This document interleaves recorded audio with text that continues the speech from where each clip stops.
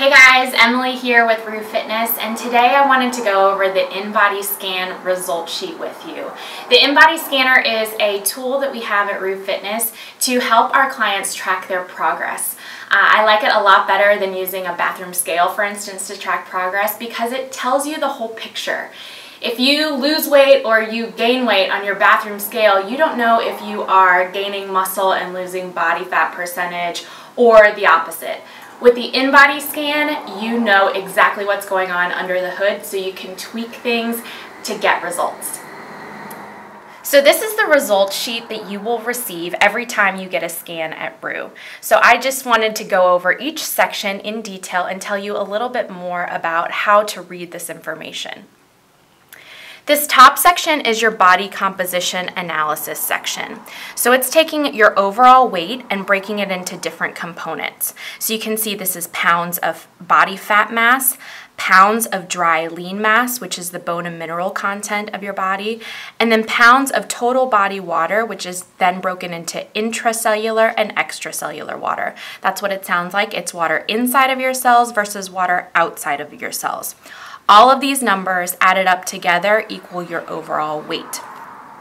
So talking about your intracellular and extracellular water, the extracellular water is the one that you want to keep an eye on because if it gets too high, it's a sign of inflammation in your body. So going down the result sheet, you see this ratio. This is how to determine if your extracellular water is too high. So this is a ratio. It stands for extracellular water over total body water analysis. So it's literally that extracellular water number divided by your total body water. And with this whole scan, or the result sheet, if you see this section with a dashed line and then you see this below arrow and this above arrow, this dashed line area is average. So this is below average, this is above average. So as you can see, for extracellular water over total body water, you want to be between 0.36 and 0.39. That's a healthy range to be. So this person is within the range. So not concerned about inflammation with this person, so that's a good thing.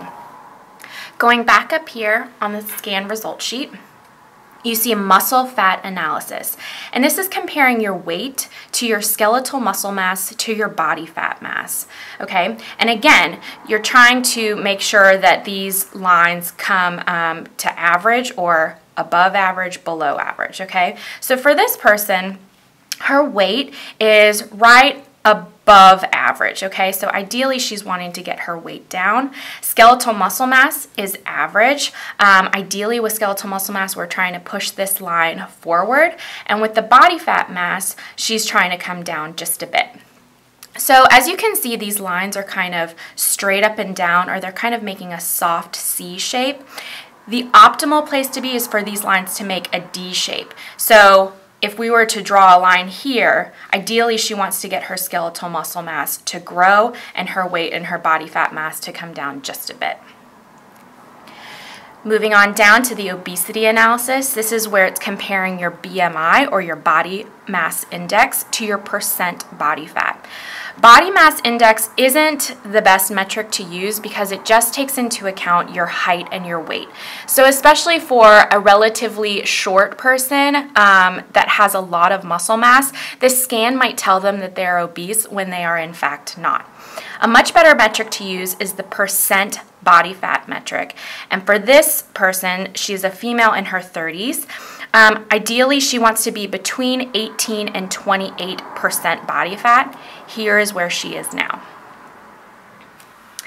The segmental lean analysis is comparing the amount of lean muscle in the different segments of your body. So this section really is great if you are maybe recovering from an injury because it will show you how much muscle mass you have in the different segments of your body, and if they are too far off, it's considered a muscle imbalance, and we might adjust the way that we're training in the gym to account for that.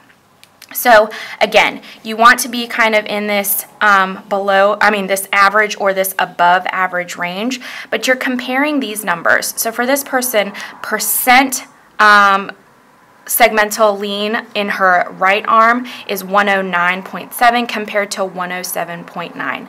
Anything 3% or greater in your arms of a difference is considered a muscle imbalance. With your legs, anything 6% of a difference in your legs is considered a muscle imbalance. So 98 compared to 94 is not a muscle imbalance in her legs. Okay? We already talked about this extracellular water over total body water analysis. So moving down here to your body composition history. This is actually one of my nutrition clients, and she started coaching with me back in April. So this is her history over time. So as you can see, her weight started at 159 and now it's 144. So this is a really great way to track your progress over time and see exactly where you have come from and where hopefully you are going. Okay.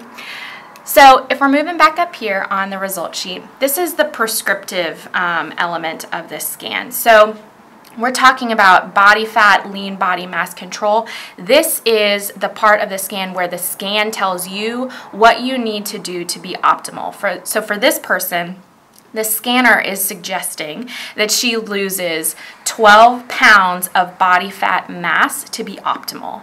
Her lean body mass is okay. All right. Sometimes there will be a number here like the scan recommends that you gain lean body mass and lose body fat percentage. So there could be two numbers here. Okay. So moving on down is the segmental fat analysis.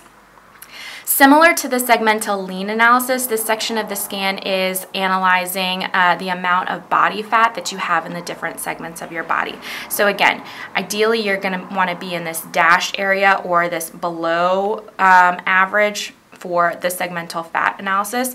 But as you can see, she has 2.9 pounds of fat in her right arm compared to 2.9 pounds of fat in her left arm. So she is balanced for her upper body. I tell people to kind of take this information with a grain of salt because targeted fat loss doesn't really work, right? You want to think about your body holistically when you come into the gym. Moving on down is your basal metabolic rate. You might hear this also referred to as your BMR. And this is the number of calories that your body is burning in a rested state. So if you were to sleep all day, this is the number of calories that you would need to consume to maintain where you are right now. This doesn't take into account any of the activity that you are getting throughout your day. So if you were to come to see me for nutrition coaching, we could do a little math, and depending on how often you are active throughout the week, I can apply an activity factor and then do some math and tell you how to calculate the number of calories that you should be consuming to reach your goals. Lastly, we have the visceral fat level. Visceral fat is belly fat and fat around your internal organs. Visceral fat is associated, high levels of visceral fat, I should say, are associated with a higher risk of chronic disease. So ideally, you want your visceral fat number to be below 10. So this person she's doing a great job. So as you can see, the BODYSCAN result sheet gives you a lot of information about what you're made of. It tells you information like how many calories should you consume to reach your goals. It gives you information like, are you overtraining? Are you suffering from inflammation in your body? Are your limbs balanced? And if we need to take that into account with our training. So hopefully you guys will use this tool to track your progress and see if what you are doing in the gym and in the kitchen is working. I hope you guys take advantage of it.